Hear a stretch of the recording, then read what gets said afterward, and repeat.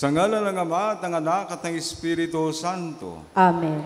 Ang pagpapala ng ating Panginoong Hesukristo, ang pag-ibig ng Diyos Ama, at ang pakikipag-isa ng Espiritu Santo naway sumainyong lahat. At sumaiyo rin. Mga kapatid, sa ating pagdiriwang nitong banal na misa, hingin natin sa Panginoon mga biyayang ating kinakailangan sa araw-araw. At para maging marapat tayo sa pagdiriwang ng banal na misteryo, tumahimik tayo sandali at pagsisihan natin ang ating mga nagawang kasalanan. Inaamin ko sa makapangyarihang Diyos at sa inyo mga kapatid, na lubha akong nagkasala sa isip, sa salita at sa gawa, at sa aking pagkukulang. Kaya isinasamo ko sa mahal na Birheng Maria, sa lahat ng mga anghel at mga banal, at sa inyo mga kapatid, na ako'y ipanalangin sa Panginoong ating Diyos. Kawan tayo ng makapangyarihan at mapagmahal na Diyos, patawarin tayo sa ating mga kasalanan, at patnubayan tayo sa buhay na walang hanggan. Amen. Panginoon, kaawaan mo kami. Panginoon, kaawaan mo kami. Kristo, kaawaan mo kami. Kristo, kaawaan mo kami. Panginoon, kaawaan mo kami. Panginoon, kaawaan mo kami. Gloria in excelsis Deo.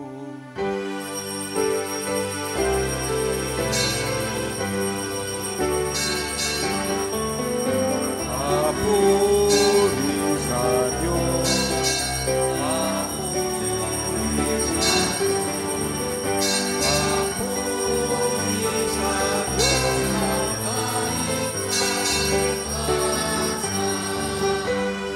At sa lupa'y kapayapaan.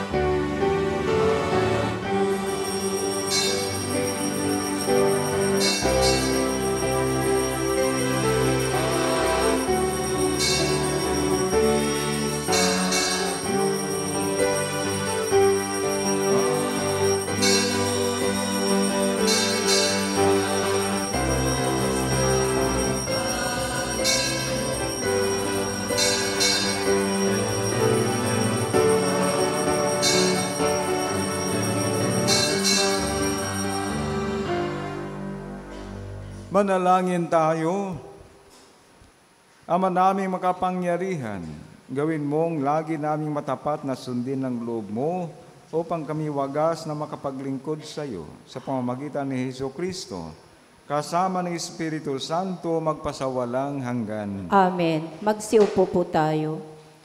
Ang nakadipang mga kamay ni Moises ay tanda ng kapangyarihan ng pagdalangin sa Diyos, sa pananalangin sa Diyos na pagtatagumpayan ang suliranin at nakakamit ang bawat adhikain.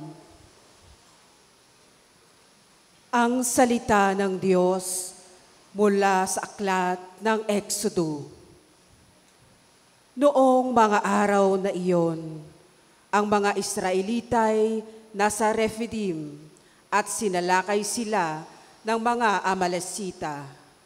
Sinabi ni Moises kay Josue, "Pumili ka ng ilang tauhan natin at pangunahan mo sa pakikipaglaban sa mga Amalekita. Tatangnan ko naman ang tungkod na ibinigay sa akin ng Diyos at ako'y tatayo sa ibabaw ng burol." Sinunod ni Josue ang utos ni Moises at hinarap niya ang mga Amalekita. Si Moises naman, kasama sina Aaron at Hur, ay nagpunta sa burol. Kapag nakataas ang mga kamay ni Moises, nananalo ang mga Israelita. Kapag nakababa, nananalo naman ang mga Amalekita. Nangawit na si Moises, kaya sina Aaron at Hur ay kumuha ng isang bato at pinaupo roon si Moises habang hawak nilang pataas ang mga kamay nito hanggang sa lumubog ang araw. Dahil dooy, nalupig ni Josue ang mga Amalekita. Ang salita ng Diyos. Salamat sa Diyos. Sa pangalan ng may kapal, tayo ay tinutulungan. Sa pangalan ng may kapal, tayo ay tinutulungan. Sa gawi ng bundok, tumitingin ako. Saan manggagaling ang aking saklolo? Ang hangad kong tulong sa Diyos magmumula, sa Diyos na lumikha ng langit at lupa. Tugon. Sa pangalan ng may kapal, tayo ay tinutulungan. Huwag sana akong bayaang mabuwal, handang lagi siya sa pagsasanggalang. Ang tagapagtanggol ng bayang Israel, hindi natutulog at palaging gising. Tugon. Sa pangalan ng may kapal, tayo ay tinutulungan. Ang Diyos na Panginoon, siyang magbabantay, laging nasa piling upang magsanggalang. Di ka magdaramdam sa init ng araw. Kung gabi ay di ka sasaktan ng buwan. Tugon. Sa pangalan ng may kapal, tayo ay tinutulungan. Sa mga panganib, ika'y ililigtas nitong Panginoon. Siyang mag-iingat saan man naroon. Ika'y iingatan, di ka maaano kahit na kailan. Tugon. Sa pangalan ng may kapal, tayo ay tinutulungan. Ang mga salita ni Apostol Pablo kay Timoteo ay patungkol sa paggawa ng kabutihan habang tayo'y dumudulog sa salita ng Diyos. Ang salita ng Diyos mula sa ikalawang sulat ni Apostol San Pablo kay Timoteo. Pinakamamahal ko, huwag mong tatalikdan ang mga aral na natutuhan mo at matibay na pinananaligan.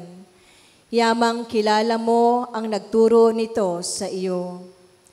Mula pa sa pagkabata, alam mo nang ang banal na kasulatan ay nagtuturo ng daan ng kaligtasan sa pamamagitan ng pananalig kay Kristo Jesus.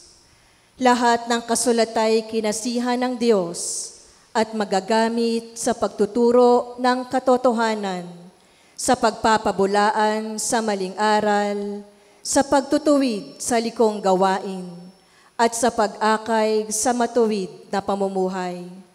Sa gayon, ang lingkod ng Diyos ay magiging handa sa lahat ng mabubuting gawain. Inuutusan kita sa ngalan ng Diyos at ni Kristo Jesus na hahatol sa mga buhay at mga patay. Alang-alang sa kanyang pagparito at paghahari, ipangaral mo ang salita ng Diyos, napapanahon man o hindi. Hikayatin mo, pagsabihan, at patatagin ang loob ng mga tao sa pamamagitan ng matiyagang pagtuturo.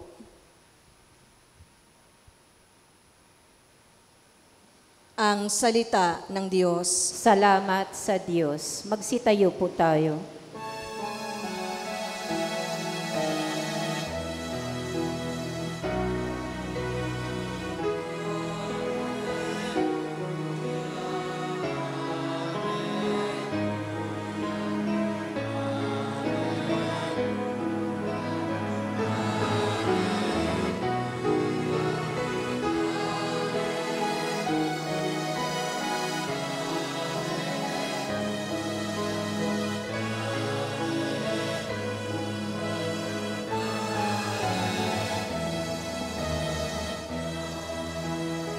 Buhay ang salita ng Diyos, ganap nitong natatalos tanang ating niloloob.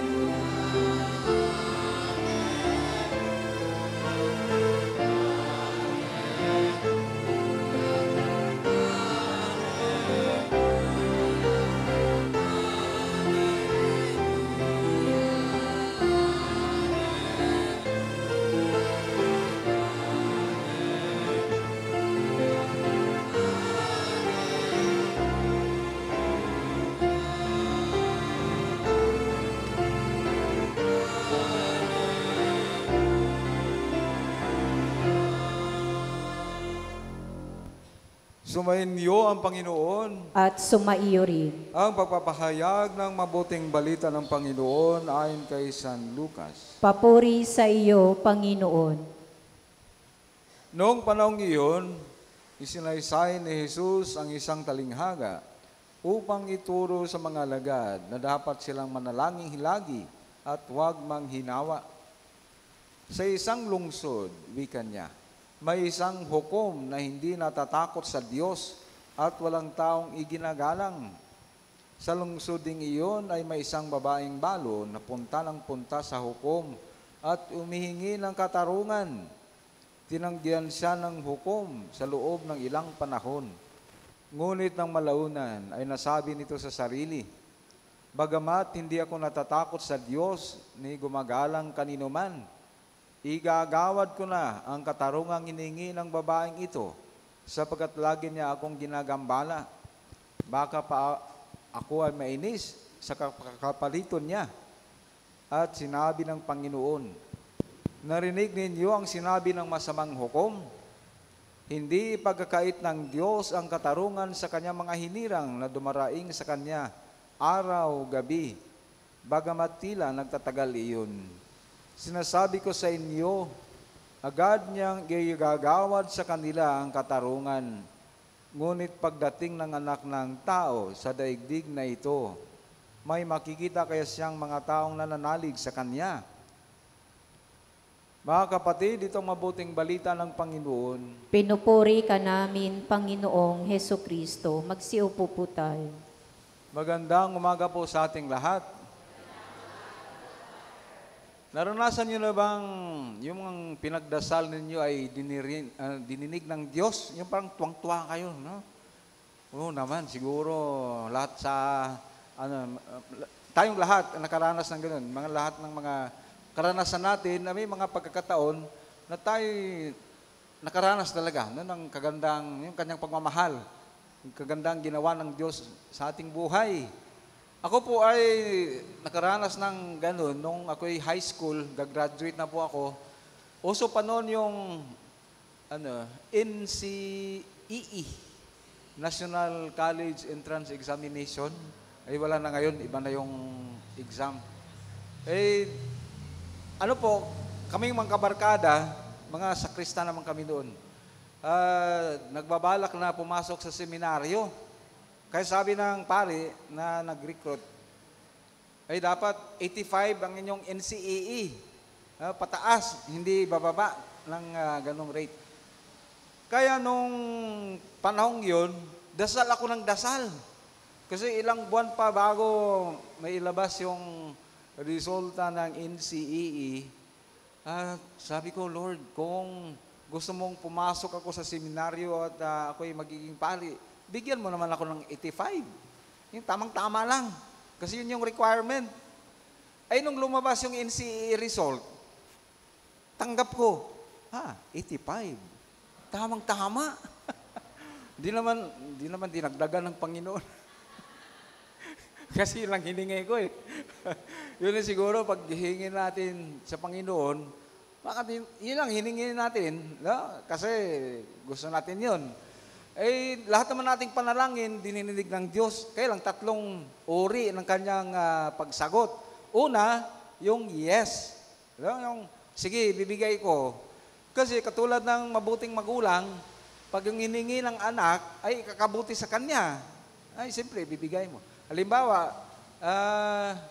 nanay, gusto ko kumain ng gulay. Ayun, bibigay ng magulang kasi ikakabuti sa kalusugan, yung gulay. Yun yung yes na ibibigay din sa atin ng Panginoon kung tayo nagdadasal. Pangalawa, yung mahirap ito. No. Wag. Kasi nga, katulad din ng mabuting magulang, pag giningi ng bata, kasama naman sa kanya. Wag nating ibigay. Halimbawa, yung bata, sasabihin niya, nanay, gusto kong uminom ng soft drink, ngayon na, now na. Bago bago mag-breakfast, wala pang laman yung tiyan, no? Bibigay mo ba yung soft drink na yun? Hindi, kasi kakasama sa kalusugan niya. Kaya katulad ng yung mabuting magulang, ganun din ang Diyos. Pag hingi natin ay hindi naman ikakabuti sa atin, ay hindi niya ibibigay. Halimbawa, kayo'y nagdadasal lagi, Panginoon, sana po ako'y mananalo sa loto. Baka lang, pag mananalo ka sa loto, hindi na kayo magsisimba kasi iba lang pinagkabalahan. Nandun na sa casino, kung saan.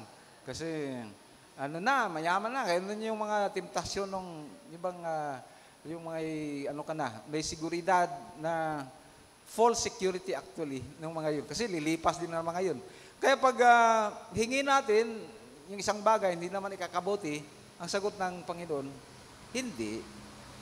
Itong pangatlong sagot niya, ito ay katulad nitong balo nito sa Ebanghelyo ngayon.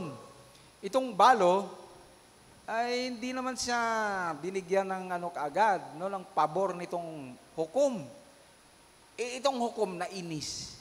Kasi punta ng punta itong balo para hingin yung kanyang hinahangad na katarungan para sa kanyang sarili. Sabi ng hukom, bagamat hindi ako natatakot sa Diyos, igagawad ko na, ibibigay ko na. Lagi akong ginambala nitong balong ito. Maganda pala yung, mang-iinis ka. Iinisin mo. Ibig sabihin, sabi ng Panginoon sa kanyang kwento nitong tungkol sa pagdarasal, na paghingi ng biyaya ng Diyos.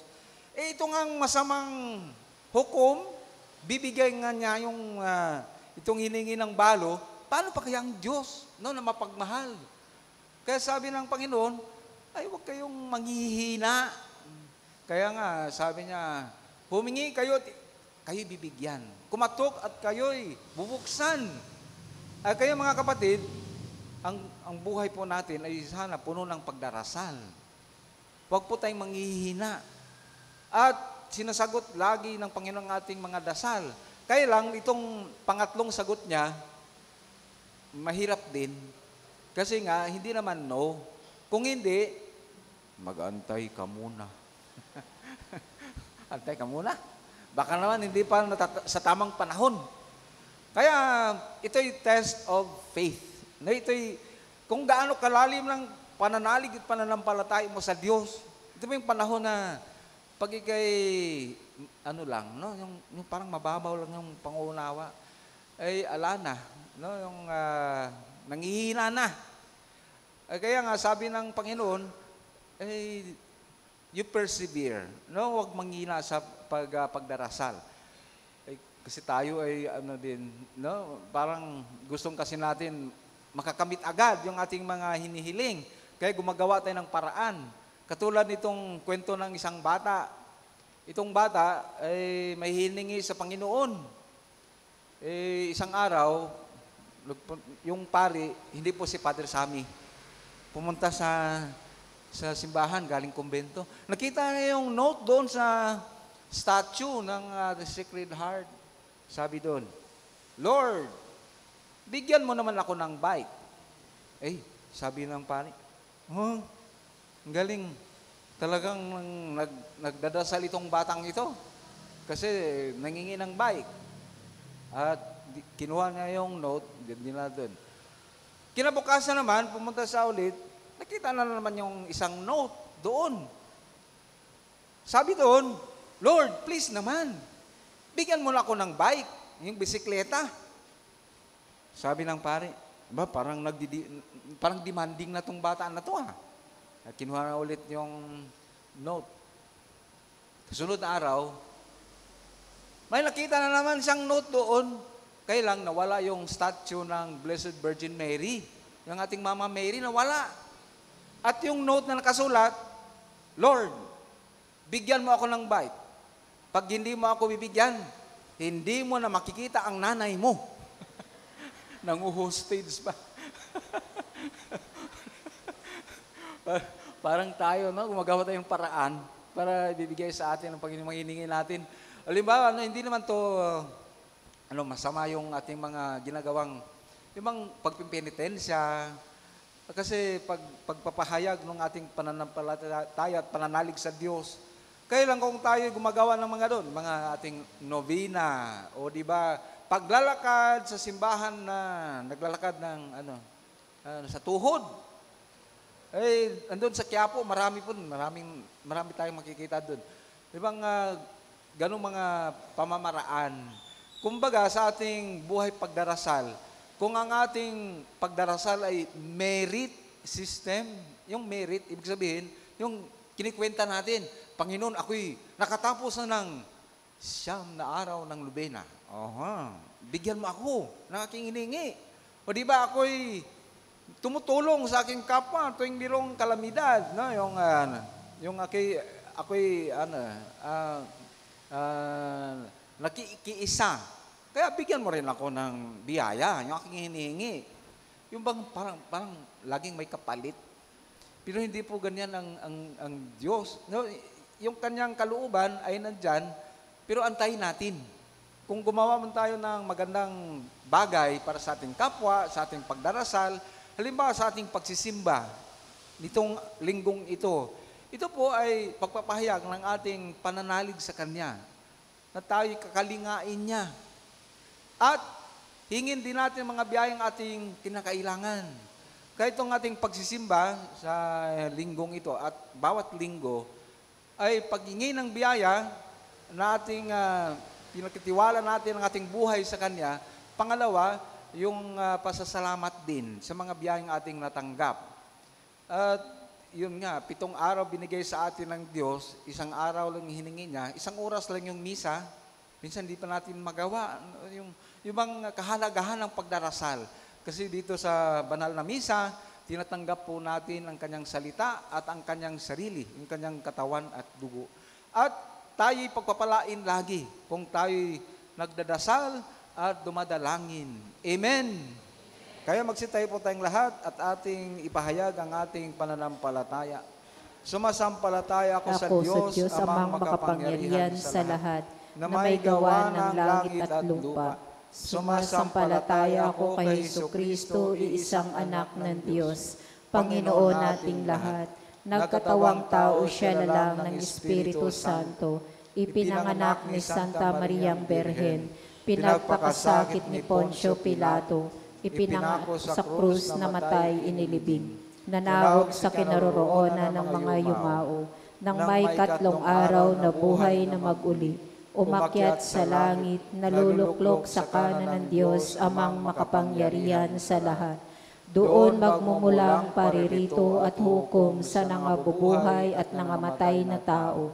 Sumasampalataya naman ako sa Diyos Espiritu Santo, sa banal na simbahang katolika, sa kasamahan ng mga banal, sa kapatawaran ng mga kasalanan, sa pagkabuhay na muli ng nangamatay na tao, at sa buhay na walang hanggan. Amen.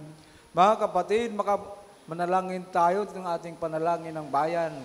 Makapangyarihan naming Ama, sa pamamagitan ng Misteryo Pascual ng iyong bugtong na anak, tinutulungan mo kami sa pagkapit at pagtitiwala sa iyo. Sa aming mga panalangin, palakasin mo ang aming mahinang pananampalataya, ang ating isasagot sa bawat panalangin. Mapagmahal naming Ama, ikaw ang aming lakas at pag-asa. Mapagmahal naming Ama, ikaw ang aming lakas at pag-asa.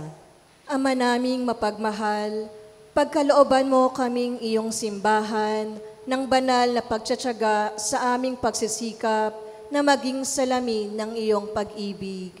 Manalangin tayo. Mapagmahal naming Ama, ikaw ang aming lakas at pag-asa. Ama naming mapagmahal, tulungan mo ang aming mga punong bayan upang tuwina silang makapaglingkod sa ngalan ng katotohanan, kabutihan at kaayusan. Makita kanawa nila sa mga taong kanilang pinaglilingkuran. Manalangin tayo. Mapagmahal namin Ama, ikaw ang aming lakas at pag-asa. Ama naming mapagmahal, alalayan mo ang lahat ng cultural workers sa kanilang mga adhikait gawain. Tulungan mo kaming maging mas sensitibo sa pagkilos ng iyong espiritu sa mga kulturang aming nakakadaupang palad. Manalangin tayo. Mapagmahal naming Ama, ikaw ang aming lakas at pag-asa. Ama naming mapagmahal, buksan mo ang daan patungo sa iyong kaharian para sa mga namayapa naming mahal sa buhay, pati na rin ang mga walang nakakaalala. Manalangin tayo. Mapagmahal naming Ama, ikaw ang aming lakas at pag-asa. Sa ilang sandali ng katahimikan, itaas natin sa Diyos ang ating mga pansariling kahilingan, gayon din ang mga taong lubos na nangangailangan ng ating panalangin.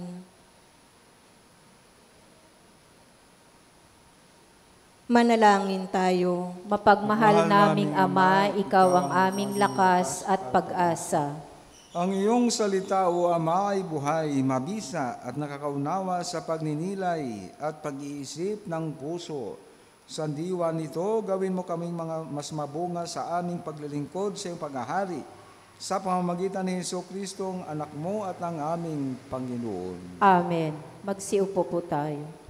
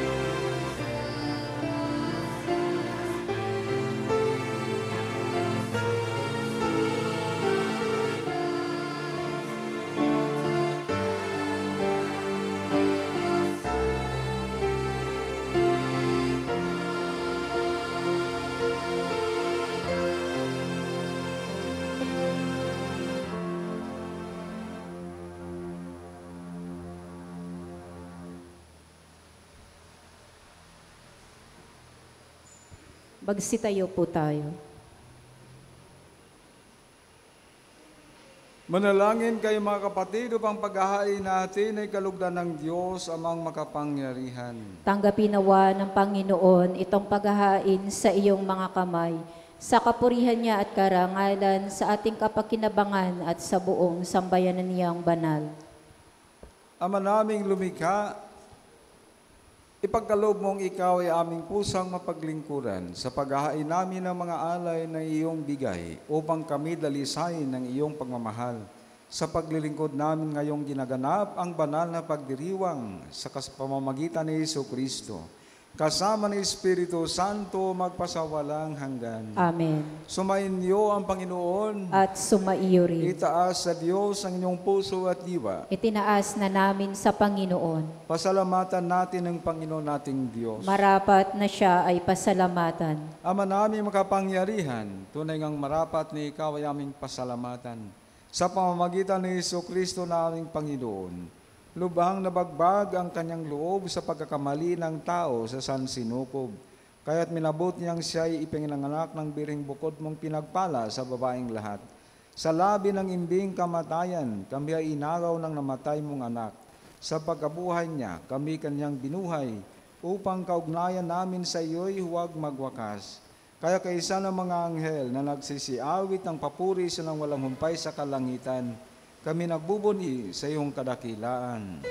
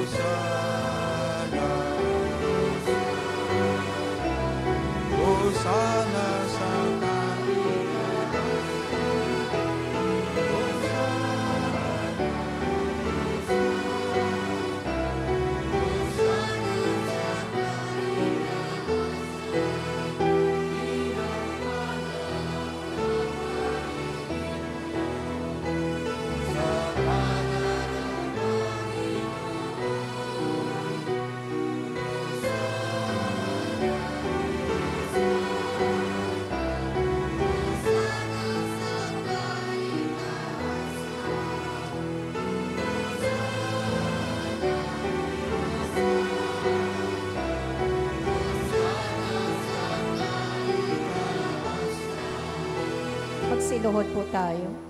Ama naming banal, ikaw ang bukal ng tanang kabanalan. Kahit sa pamamagitan ng iyong Espiritu, gawin mong banal ang mga kaloob na ito upang para sa amin maging katawan at dugo ng aming Panginoong Hesukristo.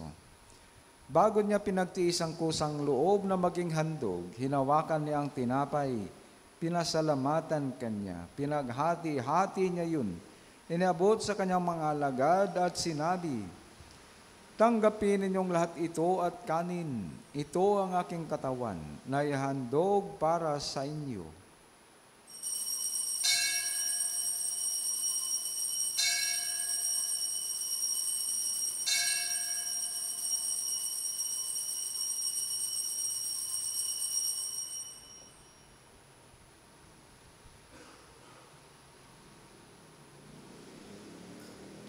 Gayon din naman, nung matapos ang hapunan, hinawakan niya ang kalis. Muli kanyang pinasalamatan. Inabot niya ang kalis sa kanyang mga alagad at sinabi, "Tanggapin ninyong lahat ito at inumin. Ito ang kalis ng aking dugo, ng bago at walang hanggang tipan. Ang aking dugo na ibubuhos para sa inyo at para sa lahat, sa ikapagpapatawad ng mga kasalanan. Gawin ninyo ito sa pag-alaala sa akin."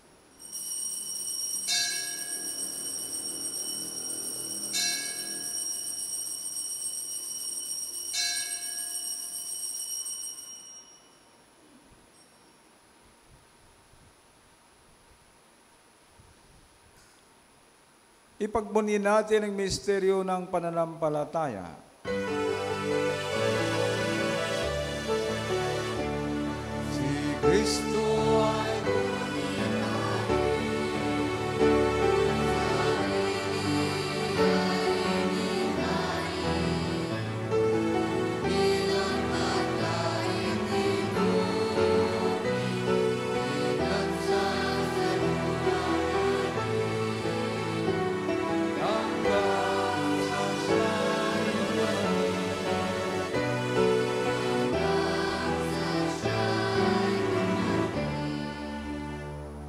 Ama, ginagawa namin ngayon ang pag-alaala sa pagkamatay at muling pagkabuhay ng iyong anak. Kaya't inialay namin sa iyo ang tinapay na nagbibigay buhay at ang kalis na nagkakaloob ng kaligtasan.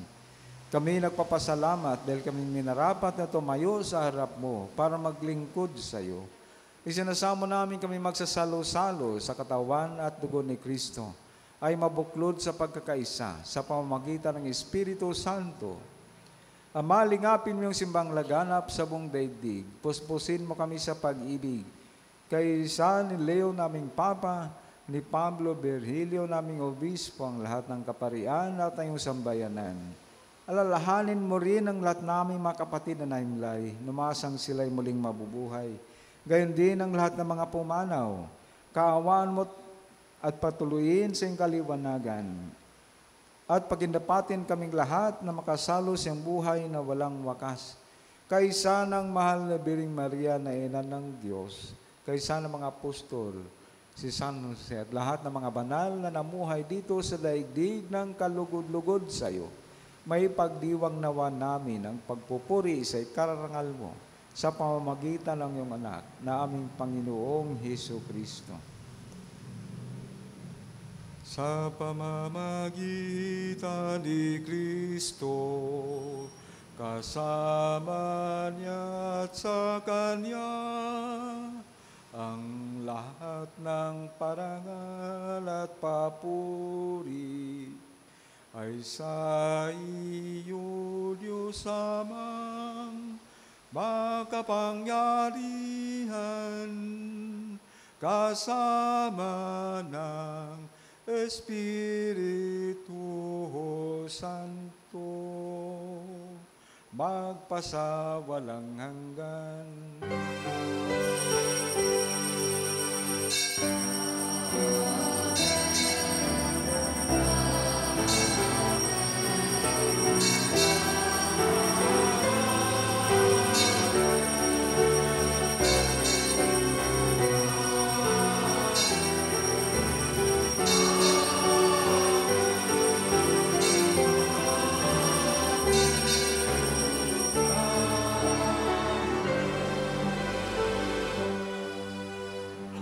Mga kapatid, tawagin natin ating mapagmahal na Ama sa pamamagitan ng dasal na itinuro sa atin ng Panginoong Hesus Kristo.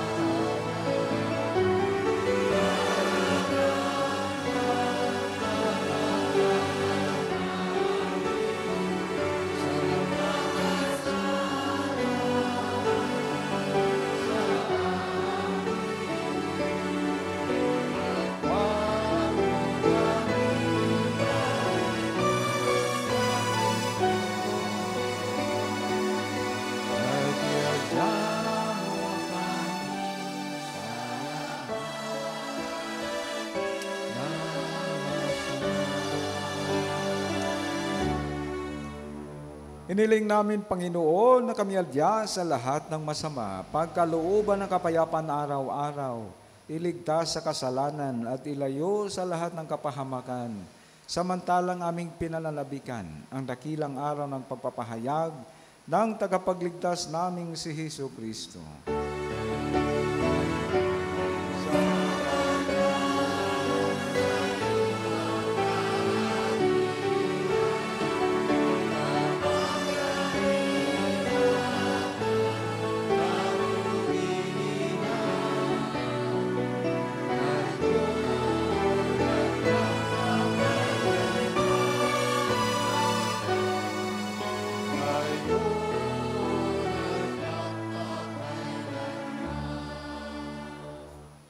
Panginoong Jesucristo, sinabi mo sa mga apostol, kapayapaan ang iniiwan ko sa inyo, ang aking kapayapaan ang binibigay ko sa inyo.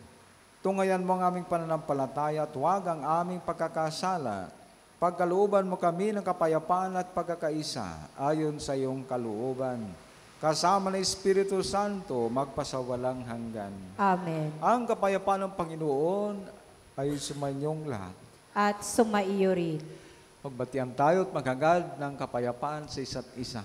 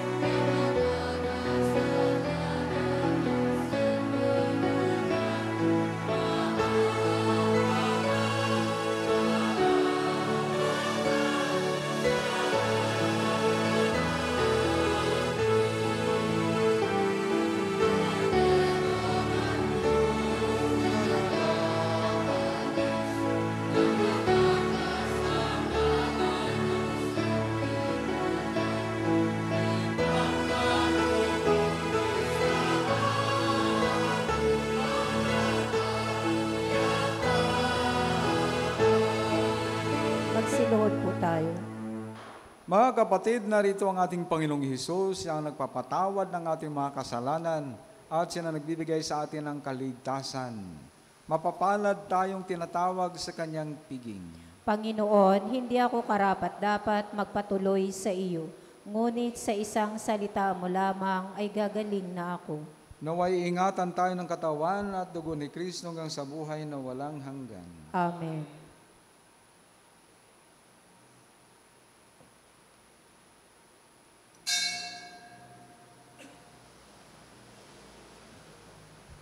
Magsiupo po tayo.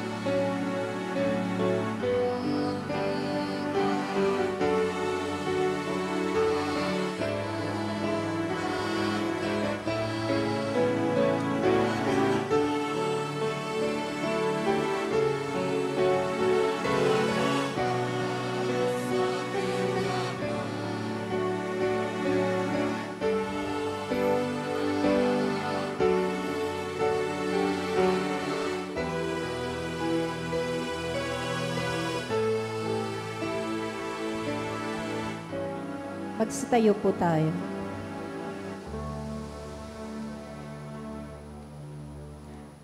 Manalangin tayo. Ama naming mapagmahal, gawin mong sa aming banal na pakikinabang. Kami ngayon ay iyong matulungan at mahubog para mamuhay sa kalangitan. Sa pamamagitan ni Jesucristo, kasama ni Espiritu Santo, magpasawalang hanggan. Amen. Panalangin sa Birhen ng banal na puso ni Jesus. Alalahanin mo, mahal na ina ng banal na puso ni Jesus, ang mga dakilang bagay na ginawa ng Panginoon para sa iyo. Hinirang kang maging kanyang ina. Ninais niyang malapit ka sa kanyang krus. Binahaginan kanya ng kanyang kaluwalhatian. Dinirinig niya ang iyong panalangin.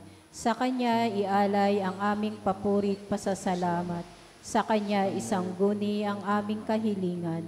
Na tulad mo'y mamuhay kaming lagi sa pagmamahal ng iyong anak, upang kanyang kahari ay patuloy na maisakatuparan.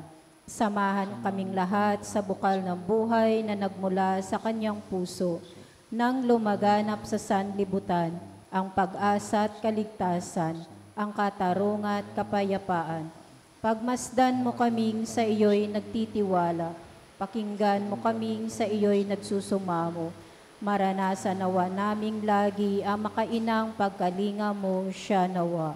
Berhe ng banal na puso ni Jesus. Berhe ng banal na puso ni Jesus. Berhe ng banal na puso ni Jesus. Magsiupo po muna tayo para sa mga pasasalamat at paalala. Patuloy po natin pasalamatan ang mga tumulong sa paglilingkod, ang music ministry, ang Ministry of Altar Servers, ang lay Eucharistic Ministers, ang Ministry of Ushers, Greeters, and Collectors, ang Ministry of Lectors and Commentators, Social Communication Ministry para sa ating FB live streaming. Pasalamatan din natin ang sponsor sa ating misa ngayon, ang San Roque Chapel. Sa susunod na linggo, ang sponsor naman po ay ang San Juan Bautista Chapel.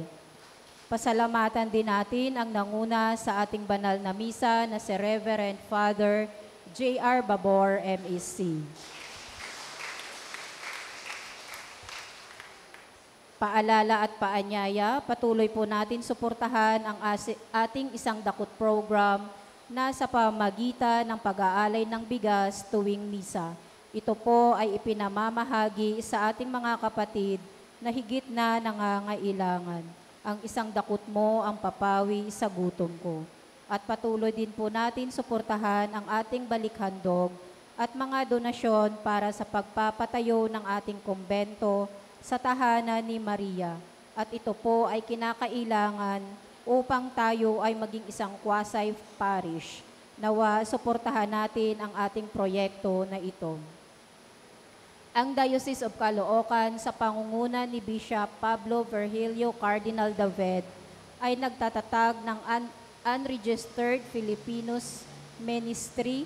Ito po ay Access for Civil Registry para sa mga Filipino na walang birth certificate o hindi rehistrado, lalo na ang mga ipinanganak sa Caloocan at residente ng Caloocan.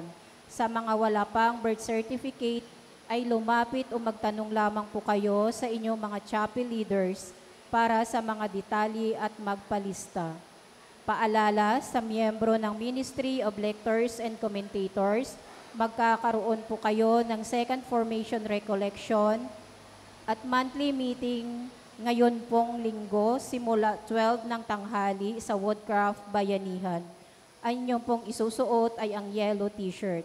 Para naman po sa mga miyembro ng Ministry of Altar Servers, magkakaroon kayo ng meeting at election of officers sa October 19, ngayong araw din po, pagkatapos ng misa sa Woodcraft Chapel.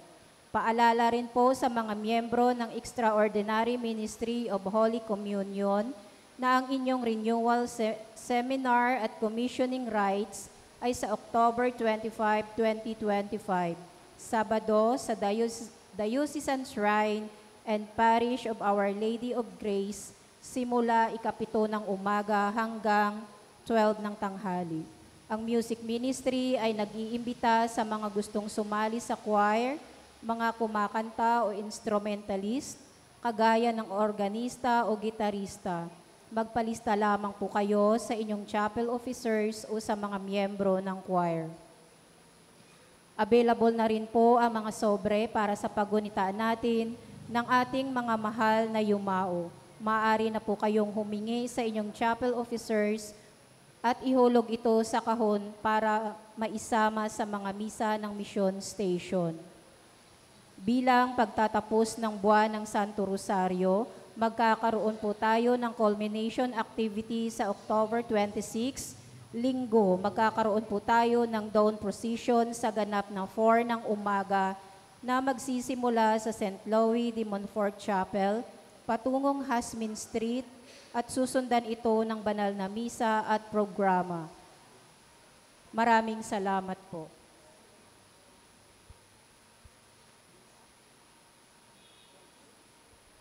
At ang misa po natin dito sa Tahanan ni Maria sa next Sunday, October 26 ay 10 ng umaga po. Maraming salamat at magsitayo na po tayo. Sumayin niyo ang Panginoon. At sumaiyo rin. Imo ko kayo't hingin ang biyaya ng Diyos. Ama namin mapagpala, ipadama mong ikaw ang kapiling ng mga dumadalangin upang sa iyong pangangasiwang ngayon dinarangal ng iyong nilikha ay magkamit ng kaligtasan at ang mga iniligtas ay mapanatiling nagkakamit ng katubusan sa pamamagitan ni Jesucristo kasama ng Espiritu Santo magpasawalang hanggan. Amen. At pagpalain kayo ng makapangyarihan at mapagmahal na Diyos, Ama, Anak at Espiritu Santo. Amen. Mga kapatid, na ialay na natin ang banal na misa. Humayo tayong lahat na dalang biyaya at pagmamahal ng Diyos sa ating buhay. Salamat sa Diyos. Purihin at palakpakan natin ang Panginoon.